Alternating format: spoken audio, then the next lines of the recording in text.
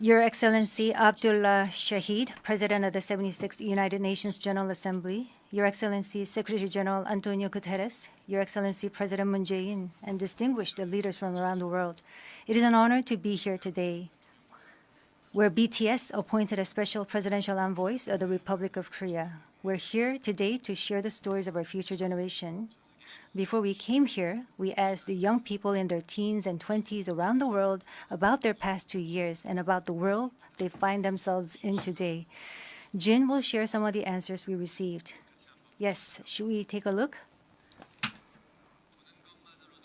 You can feel the good vibes from just looking at these. There were times during the past 2 years when I too felt bewildered and troubled. But still here, we have people who cry out, let's live on, let's make the best of this moment.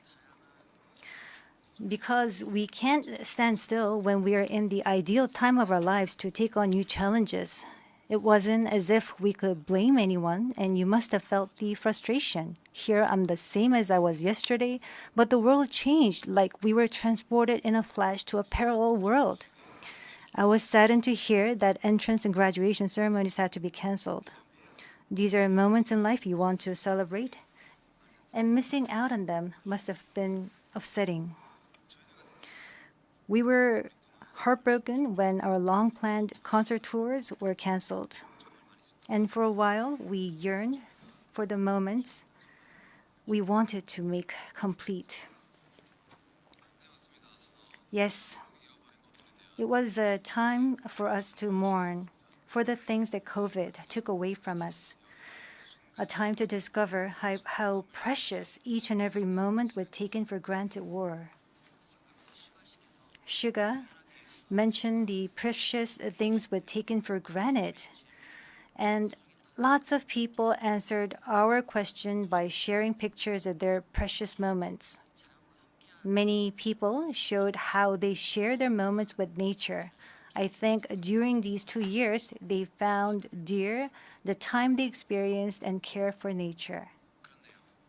Yes, but maybe because we feel an encroaching sense of dread that our time on this earth is limited, we just talked about the things we mourn, and I shudder to think about mourning for the earth. Everyone agrees that climate change is an important problem, but talking about what the best solution might be, that's not easy. It's a topic that's tough to make conclusions about.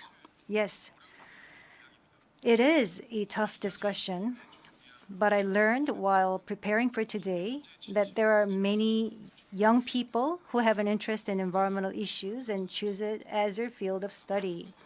The future is unexplored territory, and that's where we, more than anyone, will spend our time. So these young people were searching for the answers to the question of how we must live that future. So I hope we don't just consider the future as grim darkness. We have people who are concerned for the world and searching for the answers. There are still many pages left in the story about us, and I thought we shouldn't talk like the ending's already been written.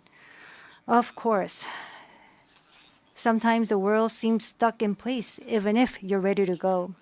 Sometimes it feels like you've lost your way. There was a time when we felt the same way. I've heard that people in their teens and 20s today are being referred to as COVID's lost generation, that they've lost their way at a time when they need the most diverse opportunities and must try new things. But I think it's a stretch to say they're lost just because the paths they tread can't be seen by grown-up eyes. Yes, take a look at these pictures.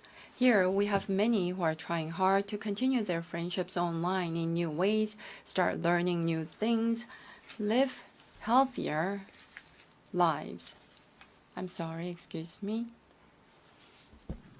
네, 새롭게 공부를 시작하고 더 Yes, these kids are trying to learn new things and trying to figure new things out. They don't look lost. They look like they are finding new courage and taking on new challenges. I think that's why instead of the lost generation, a more appropriate name would be the welcome generation. Because instead of fearing change, this generation says welcome and keeps forging ahead. That's right. If we believe in possibilities and hope, even when the unexpected happens, we will not lose our way but discover new ones. There will be choices we make that may not be perfect, but that does not mean there will be nothing we can do. That's what I think. What is important are the choices we make when we're faced with change, right? Some of you heard the news that we're coming to the UN, and a lot of you were wondering whether we have been vaccinated. And I'll take this opportunity to say yes. All 7 of us, of course, we received vaccinations. The vaccination was a sort of ticket to meeting our fans waiting for us and to being able to stand here before you today. Just like we said in our message today, we too are doing the things that we're able to do right now. Like the vaccinations, efforts are continuously underway to keep this new reality going forward. And I think the day we can meet again face to face is not far away. Until then, I hope we can fill each of our days to the brim with positive energy. We thought the world had stopped, but it continues to move forward. I believe that every choice we make is the beginning of change, not the end. I hope that in this nascent new world, we can all say to each other, welcome.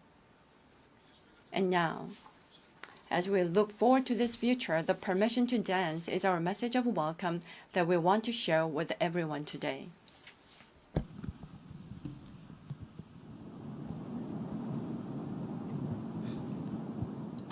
It's a that opinion when your heart just like a drum, beating louder with no way to guard it. When it all seems like it's wrong, say along to Elton John, to that feeling we're just getting started. And when the nights get colder